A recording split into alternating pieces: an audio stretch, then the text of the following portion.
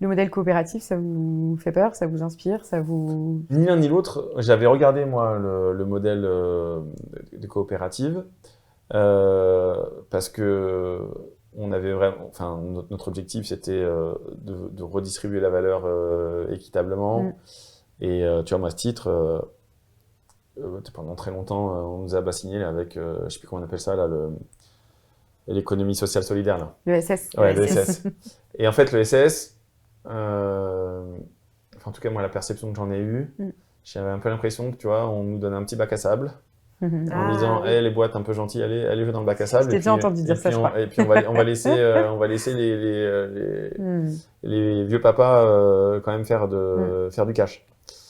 Ça m'a pas trop plu. Et en fait, je pense que tu peux avoir tu peux avoir une vision hyper ambitieuse, hyper redistributive, même dans des sociétés, enfin dans des SAS. En fait, t'as pas besoin de personne. Le statut ne définit pour pas faire du supralégal et de... décider ce que tu fais. Il ne fait pas la vertu. Voilà. Oui.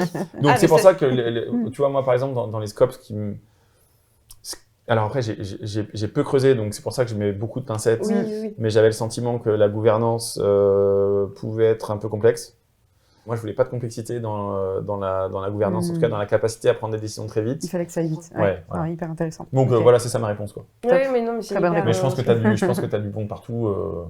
Et je pense qu'on est la preuve que tu peux être une SAS et redistribuer sans être Bicorp et sans être une ESS.